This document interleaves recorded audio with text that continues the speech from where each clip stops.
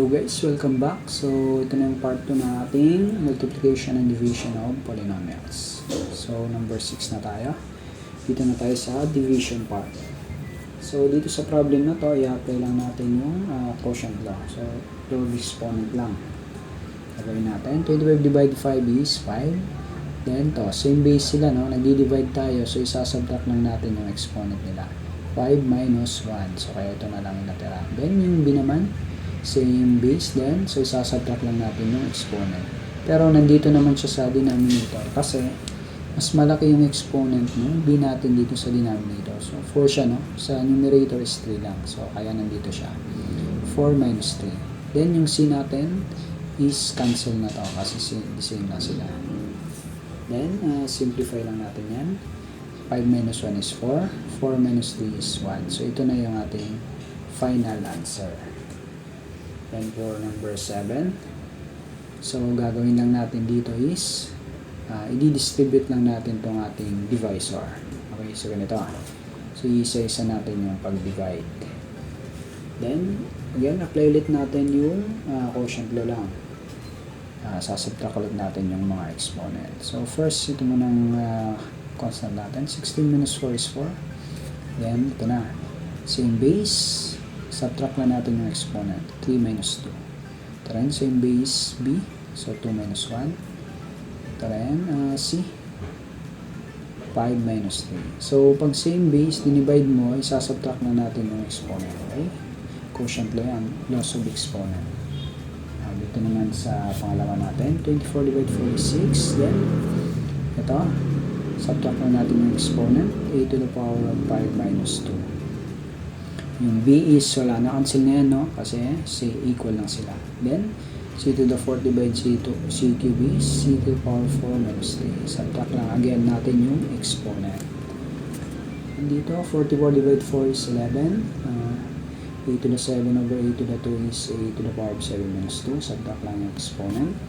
Then, B to the 6 over B is B to the power of 6 minus 1. Again, subtract lang natin yung exponent. Then lastly, yung C natin, C6 over C3 is C to the power of 6 minus 3. Okay. Simplify na natin yan. A to the power of 2 minus 2 is A to the 1. So, yun na lang. 2 minus 1 is 1. B na lang.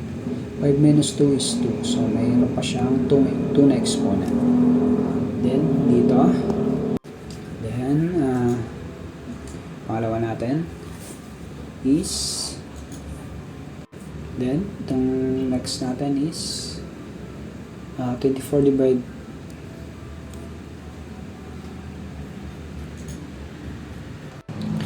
then 5 minus 2 is 3, so i-cube na lang. Then 7 C to the power of 4 minus 3 is C to the power of 1, so C na lang siya. Then yung last term natin 11 A to the power of C minus 2.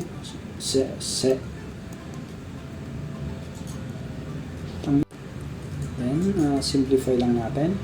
So, 4 times A to the power of 3 minus 2. So, 3 minus 2 is 1. So, A na lang. B to the power of 2 minus 1 is B to the 1 na lang yan. So, B na lang. Then, C to the power of 5 minus 3 is C squared. 5 minus 3 is 2. Then, ito naman, A to the power of minus 2. 5 minus 2 is 3. So, A to the power of 3. Then, C to the power of 4 minus 3. Magiging C na lang siya. So, C to the 1. Then, last term natin, 11 A to the power of C minus 2 is 5. 6 minus 1 is 5. 6 minus 3 is 3. So, ito na yung ating final answer dito. Okay.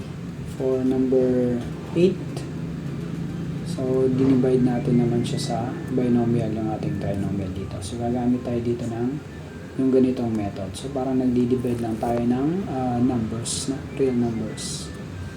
So, yung gagawin natin dito, yung first step natin dito is, i-divide natin itong ating first term ng divisor sa first term ng ating dividend. Okay, so ito yan. 30c squared divided by 6c. So, divide natin yan. 30 divided 6 is 5. c squared divided c is c na lang. Okay? Loss of exponent lang. Ma-minus lang natin yung kanilang exponent. 2 minus 1 is 1. So, c na lang. Then, itong 5c na nakuha natin, ilalagay natin siya dito. So, ito yung i-multiply natin dito sa ating divisor. 5c times 6c is 30c squared. 5c times negative 7a is negative 35ac. Okay? 5 times negative 7 is negative 35. A times c is ac. So, yan. Then, isasubtract natin to. Okay? Isasubtract natin to dito. So, 30c squared minus 30c squared is 0 kasi equal sila. Then, 19ac minus negative 35ac. Ito yan. Pakita natin dito ang bang susunod. So, negative minus negative is positive. Okay? So, magiging result niya is magiging 54ac. So, i-add na natin. So, ito na yan. Then, bring down lang natin to. Same process ulit. I-divide ulit natin tong 60 dito sa ating first term ng ating dividend. So, ito na. And 54 divided 6 is 9. AC divided C is A na lang. So, cancel out na tong C. A na lang. So, 9A yung ilalagay ulit natin dito yung 9A natin. Then, i-multiply ulit natin dito. So, ganun lang yung process. 9A times 6C is 54AC. Okay? 9 times 6 is 54. A times C is AC. Okay. Then, multiply natin siya dito. 9A times negative 7A is negative 63A squared. 9 times negative 7 is 63. A times A is C squared. Kaya, naging ganito siya. Then, and subtract ulit natin. Equal sila. So, 0 yung kanilang difference. So, ito na yung ating final answer. Okay? 5C plus 9A. Okay? For number 9, okay, binomial divided by binomial. So, same lang din yung gagawin natin, katulad lang ng kanina. So, first step, di-divide natin itong ating first term ng divisor sa first term ng dividend. So, ganyan lang. A6 over A squared. So, lobes exponent lang ito. Ma-minus lang natin yung exponent. Okay? Remember, pag nag-divide tayo, same base. 6 minus 2 is 4. So, ilalagay ulit natin dito yung A4. Then, i-multiply ulit natin siya dito sa ating divisor. A squared times A to the 4 is, by loss of exponent, i-add lang natin yung exponent nila kasi same base sila. So, 4 plus 2 is 6. So, A to the 6 yung sagot. Then, A to the 4 plus B squared is A to the 4 B squared lang. Okay? Then, sasubtract ulit natin pa. A to the 6 minus A to the 6 is 0. Then, B to the 6 minus A to the 4 B squared is ganito. Yung magiging itsura niya. No? Now, pero hindi natin siya ilalagay ng ganito. I-rearrange natin. No? Iuna natin tong negative A to the 4 B squared. Kasi, yung divisor natin na una yung A niya. So, kung ano yung arrangement niya dito, same lang din dito. Okay? AB, AB. So, ito na. Ganun ulit yung process. I-divide ulit natin tong first term ng divisor sa first term ng dividend. So, ganun lang palagi yan. Ito na, divide natin.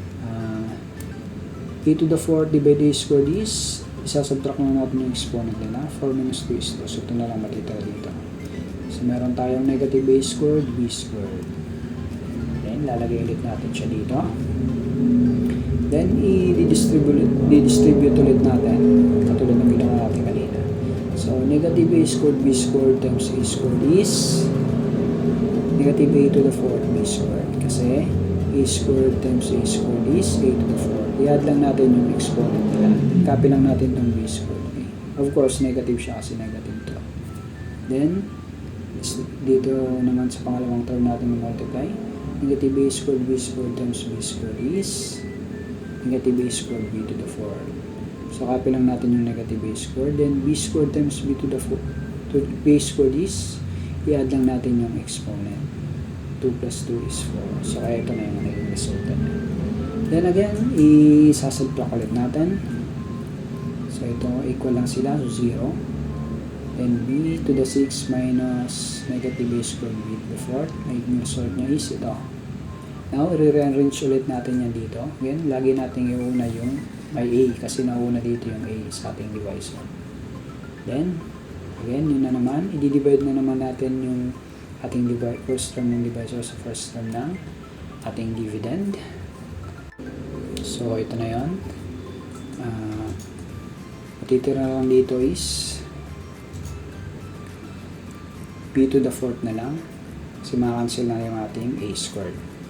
So, again, lalagay ulit natin yung b to the fourth. Ganun lang, pagtulit ng process na then distribute ulit natin dito. A squared times b to the fourth is a squared b to the fourth. B to the fourth times b squared is b to the 6. Okay? Inad lang natin yung exponent nila. 2 plus 4 is 6. Okay? And subtract natin since equal sila. So, 0 yung kanilang difference. So, ito na yung final answer natin dito. Okay? Then, for number 10, last number. So, ito. Tayo ditong dinivide natin ng trinomial, yung ating polynomial. So, mababa siya. So, ganun din yung gagawin natin. Again, yung first step, lagi lang ganito, no? Di-divide ulit natin yung ating first term ng divisor sa first term ng dividend. So, ganito na. Yun yung magiging result. So, 6 divided 2 is 3. Y cube divided y squared is wy cube over wy squared is w na lang. 3 minus 2 lang. So, 1 na lang. So, w na matitira. Then, lalagay ulit natin dito. And, yun, i-distribute natin ulit. 3w times 2w squared is 3 times 2 is 6. W times w squared is w cube. I-add lang natin yung exponent. And 3w times 3w is 9w squared. Okay, 2 times 3 is 9. W times w is w squared. And 3w times negative 5 is negative 15w. Then, again, sasubtract natin. So, 6w cube minus 6w cube is 0. Then, 7w squared minus 9y w squared is ito. So, magiging negative 2w squared. Then, negative 12w minus negative 15w. So, negative minus negative is magiging positive siya. So, yung result niya is 3w. Then, bring down lang natin to. Again, yung process ulit natin. Di-divide natin yung ating divisor sa first term ng ating dividend. So, result nito is negative 1. So, lalagay lang natin dito. Then, distribute natin siya dito. Negative 1 times 2w squared is negative 2w squared. Negative 1 times 3w is negative 3w. Negative 1 times negative 5 is positive 5. Then, again, subtract ulit natin.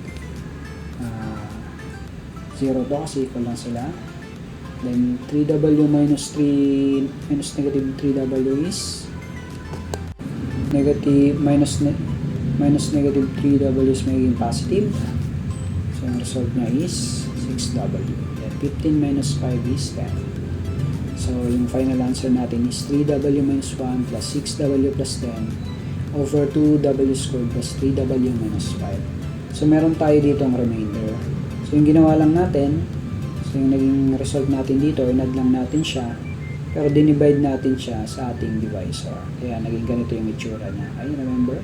Pag may remainder, ganito lang yung ginagawa mo. Dinidivide mo lang siya sa divisor. Dinina-add mo siya sa naging result dito. Okay? So ito na yung final answer. So yun lang. Thanks for watching. Sana marami yung natutunan.